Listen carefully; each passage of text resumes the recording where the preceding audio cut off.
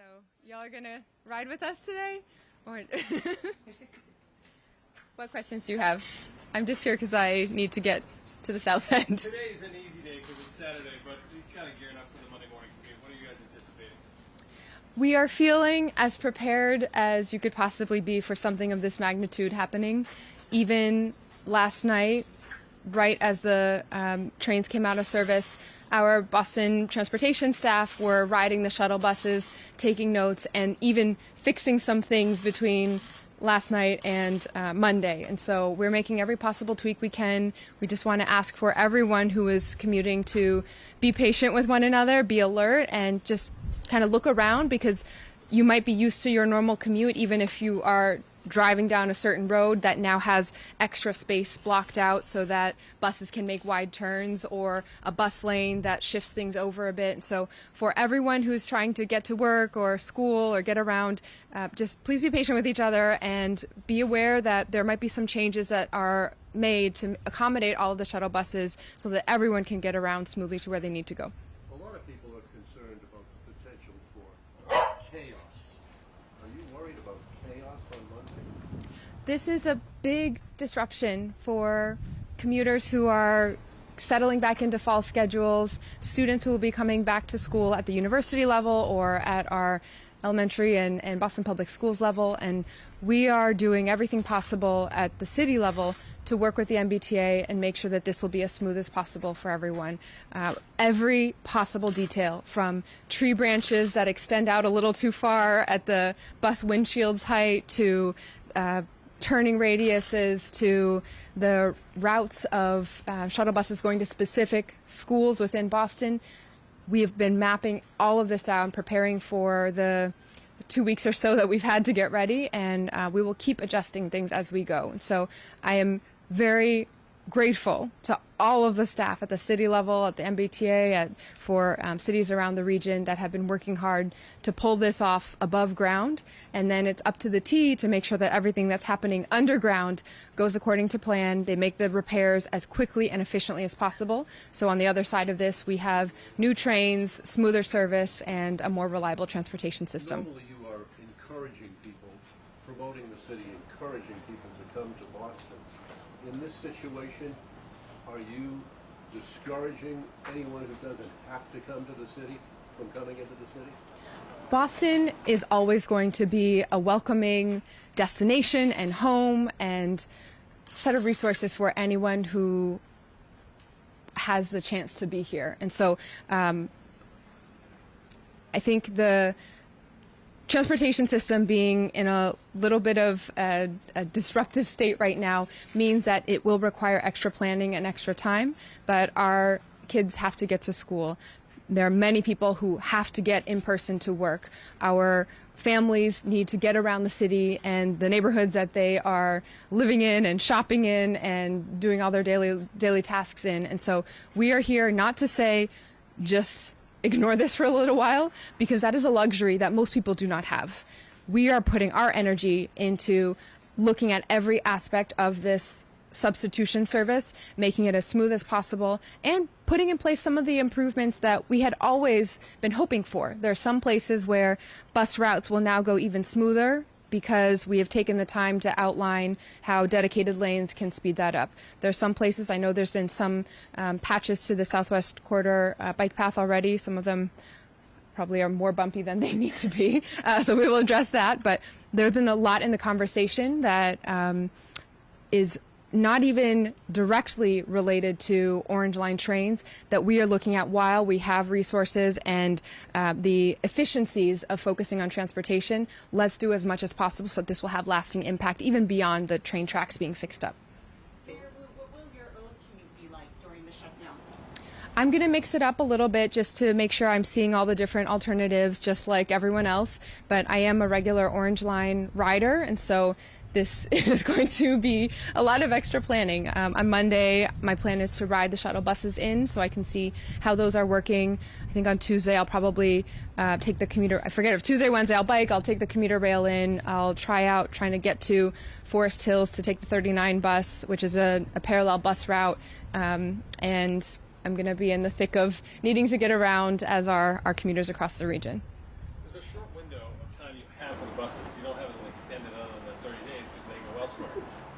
that leaves very small room for error if you guys don't, if the T doesn't make that 30 days, because you run out of transportation, correct?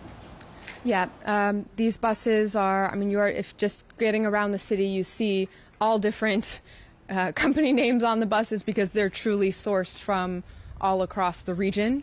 Bus drivers have been coming in from everywhere, and just to supplement the shortage of staff that we were already experiencing here. There's been a lot of training that has taken place. There's been a lot of extra accommodation. This is not ideal to have coach buses as public transportation vehicles by any stretch, for ease of accessibility, for the navigation on our streets, and for loading times and all that. So we're doing the best with what we can, but the reality is that this is something that there's a window of time, and the MBTA is trying to make the most of it with the time that they have. Being able to do the work all in one stretch means that they don't have to lose setup time, takedown time that you have to build in for every weekend shift, for example. That just eats away at the actual amount of time that can go to the work being done. You also have to test the system every time before you make it come back online. And so this way, with the entire line, they're able to cut the power and not worry about incidents happening. There's a lot of ways that they're saving time on other tasks that then allow them to fully focus on getting this work done. They have to get it done. And we are going to be pushing every step of the way to make sure that what's happening below ground matches the amount of effort, heroic effort that our teams have been putting in above ground. Yesterday, Congressman Lynch is looking for federal oversight, pushing for it. He said the main reason he's doing that is 900 jobs are open on the T. What does that say about the transportation system? Yeah, there's been, over the last several years, there has been a very disappointing push to privatize services when we know that this is a public good, a basic service that people need to depend on and rely on, and that should be first and foremost a core function of government to provide that in a way that's safe, reliable, convenient, and affordable.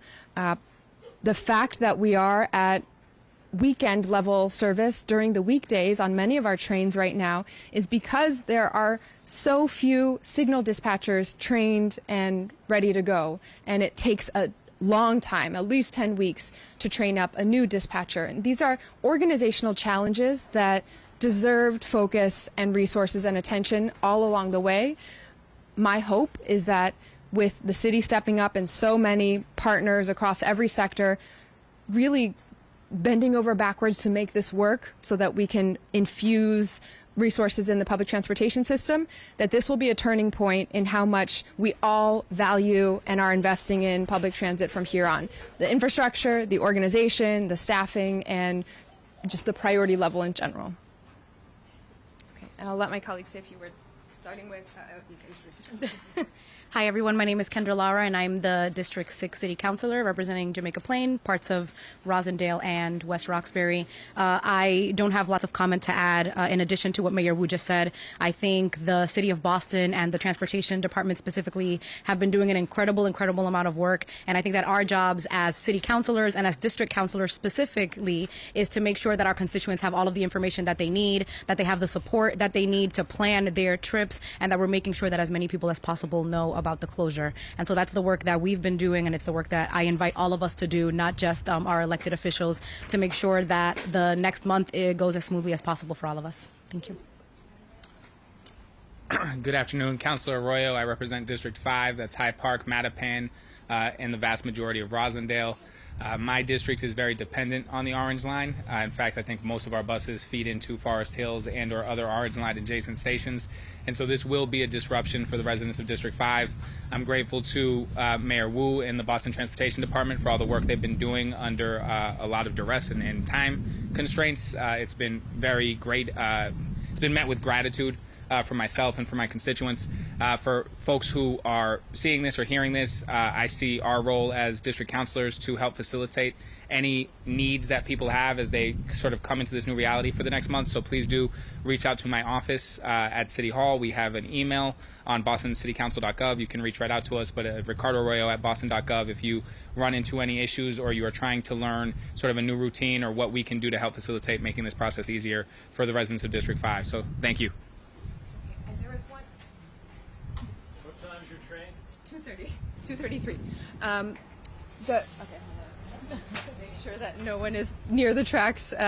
These guys have taken the T since they were little, but the more mobile they get, the more things there are to worry about. A big point of why I wanted to make sure we had some chance to connect with everyone here today is that the commuter rail will be one of the best ways to get around while the Orange Line trains aren't running. I want to make sure that everyone across the city knows that it is free for anyone to get on at a stop within the city of Boston. So whether it's here at Rosendale Village or Forest Hills or the West Roxbury commuter rail line or others coming in from north of the city, anywhere in Zone 1A, Zone 1, or Zone 2, all you have to do is show your Charlie card to be able to board throughout this entire 30 days. And so we're taking it today to just show, it could come a little more frequently. That's something we need to work on too. But it is fast. It comes on a regular schedule. They've increased the number of stops that are being made, they've increased the frequency being made at each of the stops. And so please take a look at the commuter rail schedule. You can use any Charlie card. It won't be charged. We're passing out free Charlie cards at Boston Public Library branches and at stations as well. The T ambassadors who will be here will have extra Charlie cards. And so we really encourage you to check out the service. It's something that I didn't take very frequently because it's usually so expensive to ride, but it will be free throughout the duration of this shutdown. And it is it's probably the best alternative to getting to where you need to go as fast as possible. Great. Good? Okay. Thank you, everyone.